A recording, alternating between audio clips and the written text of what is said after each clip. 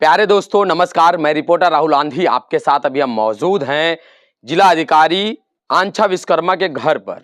एक दिन की जिलाधिकारी जो फतेहपुर जनपद की बनाई गई थी, हम उन्हीं के गांव आए हैं, उनसे भी बातचीत करेंगे और उनका जो अनुभव रहा एक दिन का वह भी जानेंगे। इन्होंने अपने एक दिन के कार्यकाल में भी एक बड़ा नेक कार्य किया, उस नेक कार्य के बारे में आपको बताएंगे। और देखने वाली बात यह है कि यह आकांक्षा और उर्फ आंछा विश्वकर्मा का घर, ये आंछा विश्वकर्मा का वो घर है जहां पर रहकर पढ़ाई लिखाई करती थी।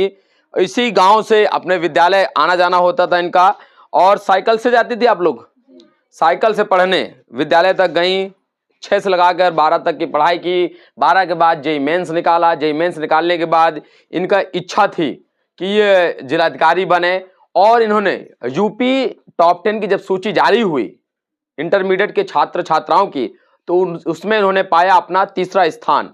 और आंछा से भी जानेंगे कि उस एक दिन का सफर कैसा रहा, और इसके साथ साथ जो एक दिन का सफर जिसको लेकर इतनी चर्चा है आंछा की, उसके पीछे का संघर्ष क्या रहा।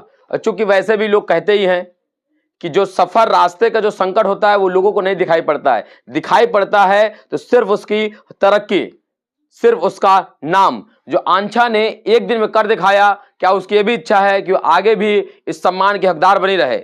क्योंकि जितना इसको एक दिन में फेम मिला, लाइमलाइट में रही, क्या ये उस पद के लिए और मेहनत करने वाली हैं? इन सारे सवालों का जवाब भी लेंगे, और इसके साथ साथ इनका अनुभव जो रहा उसको भी हम लोग जानेंगे। कैसा लगा, कैसे जब सूचना आई आप तक, क्या ये आपको लेकर चलना, जिलाधिकारी बनाना है, तो कभी सोचा था ऐसा अवसर आएगा? हाँ, सोचा तो था, लेकिन ये नहीं सोचा था कि इतनी जल्दी अवसर मिलेगा।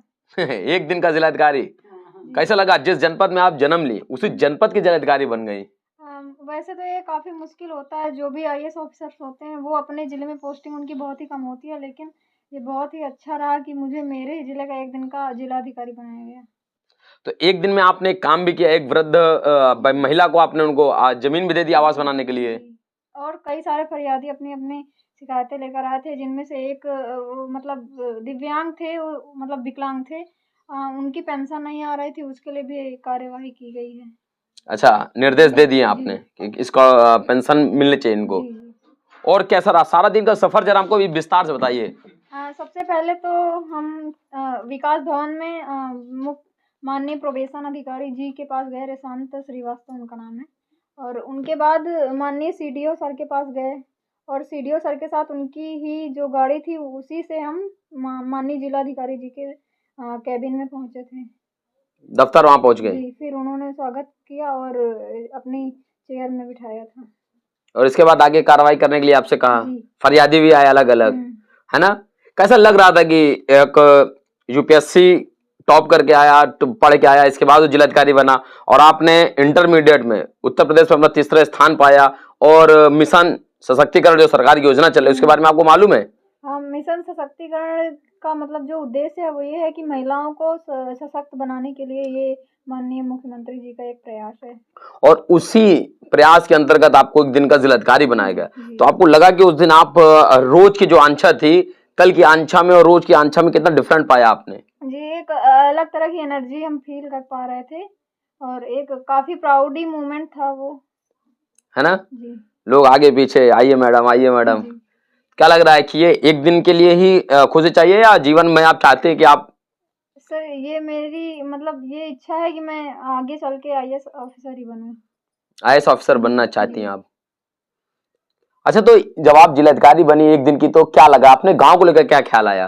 गांव को लेकर ख्याल आया कि मतलब यहाँ कई सारी ऐसी जरूरतें हैं जो नहीं हो पाती, जैसे कि न्यूज़पेपर नहीं मिल पाता है, और कई सारी हैं, जैसे रोड सही नहीं है, आने जाने में काफ़ी दिक्कतें होती हैं, तो आगे चल के उन्हीं सारी चीज़ों को सही करने का ख्याल रहता है। तो एक दिन के तो जिलाधिकारी थी आप चाहते तो निर्देश दे देते तो आपकी गांव का सड़क पास हो जाता। दे तो देते लेकिन कोई फरियाद लेकर ही नहीं आया था, और मतलब पर्सनल काम के लिए कैसे हम कर सकते थे?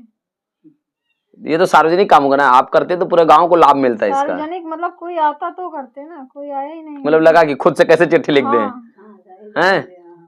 लगा कोई आ जाता फरियादी ऐसा मौके में तो आप कर देते। आपको कब सूचना मिली कि आपको जिलाधिकारी बनना है? मुझे सूचना रामनवमी के एक दिन पहले मिली। एक दिन पहले किसके माध्यम से मिला? स्कूल के जो प्रिंसिपल मैनेजर हैं। तो फिर इसके बाद यहाँ से आप पहुंची, घर में जब जैसे सुबह मान लीजिए टाइम दिया गया कि चलिए ठीक है आपको 10 बजे पहुंचना है, हाँ। तो उस रात जब एक दिन रात ही जब से सूचना मिली उस समय से कैसा फील हो रहा था? लग रहा नींद आ रहा था कि नहीं रात में? नहीं, नींद तो आ रही थी लेकिन एक्साइटमेंट था हैं? कि कि जल्दी से वो समय आए जिसमें हमको गद्दी में बैठना है। हैं? जी। क्या कहना है और जो आपके साथी हैं या जो लोग तैयारी कर रहे हैं? हमने विद्यालय भी गए, आपके प्रधानाचार्य से भी हमने बातचीत किया, क्लास टीचर से भी हमने रूपेंद्र कुमार से भी बातचीत किया, है ना, रीता देवी प्रधानाचार्य जी से बात किया और आपके मैनेजमेंट से भी बात किया। आपको लेकर बड़ी तारीफ कर रहे थे। आपकी छोटी बहन है आयुषी विश्वकर्मा, हाँ।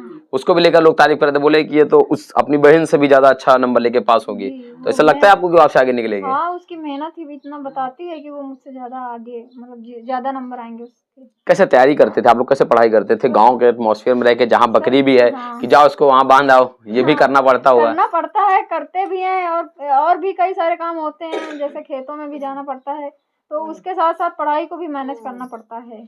और फादर भी आ नहीं रहते नहीं, तो बाजार का भी काम देखना होता होगा? जी, जाना पड़ता है, जैसे सब्जी लेने जाना पड़ता है। हैं?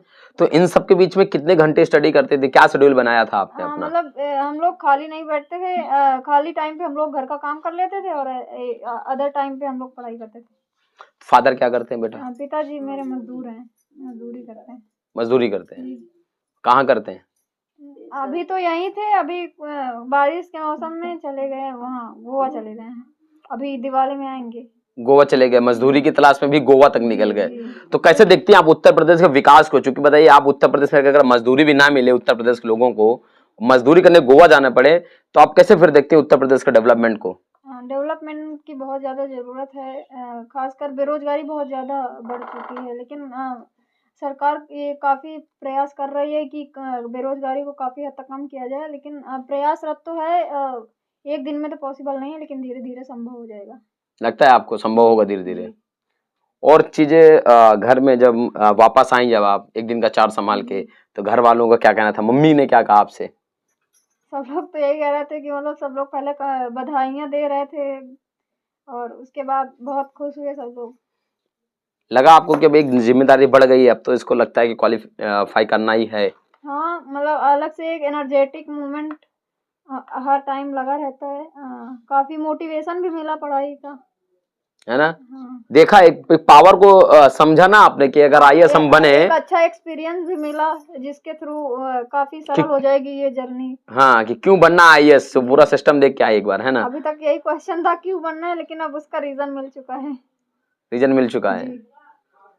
मान लो आपको 1 साल के लिए जिलाधिकारी बनाया जाए, तो क्या आप उस जिले में लेकर किन मुद्दों को लेकर सबसे पहले आप काम करना चाहेंगे? सबसे पहले तो महिलाओं की शिक्षा के लिए मैं काम करूंगी, क्योंकि महिलाएं काफ़ी मतलब उनकी शिक्षा काफ़ी नीचे है, तो उसको ये प्रयास उनको शिक्षित बनाने के लिए सरकार भी काफ़ी प्रयास कर रही है, जैसे कि सुकन्या योजना, सुमंगला योजना, ऐसे कई सारे कार्य सरकार द्वारा किए जा रहे हैं, लेकिन उनको और प्रभावी बनाने के लिए मैं प्रयास करूंगी। तो पहले दोस्तों हमारे साथ जुड़ी हुई थी तत्कालीन जिलाधिकारी कह लें या पूर्व जिलाधिकारी कह लें, एक दिन की जो जिलाधिकारी बनाई गई फतेहपुर जनपद की आंचा विश्वकर्मा से जाना गया, चूंकि इनका एक लक्ष्य भी है। उन्होंने जेईई मेंस क्वालिफाई किया, इसके बाद ये इलाहाबाद में रहकर इस समय स्टडी कर रही हैं, यूपीएससी की तैयारी कर रही हैं, चूंकि इलाहाबाद को गढ़ भी माना जाता है शिक्षा का, और वर्तमान समय उसका नाम बदल के रख दिया गया है प्रयागराज। और चूंकि जब भी आप उस परिक्षेत्र में जाएंगे तो एक एटमॉस्फेयर वहां पर भी आपको पूरा सिविल लाइन से लगा के त्रिपाठी चौक तक आपको दिखाई पड़ेगा। आप जिधर जाएंगे सीपीएम कॉलेज तरफ जाएंगे तो लगेगा एक स्टूडेंट की जो खेप निकलती है। लेकिन इन दिनों देखा गया है कि इलाहाबाद में भी वो जो सरगर्मी थी शिक्षा को लेकर धीरे धीरे कर बढ़ती बेरोजगारी के चलते कम हुई है। आंचल ने बताया कि मेरे फादर मजदूरी करते हैं, अब इनके दादी बाबा से भी बातचीत का जो हमारा प्रयास है वो जारी रहेगा।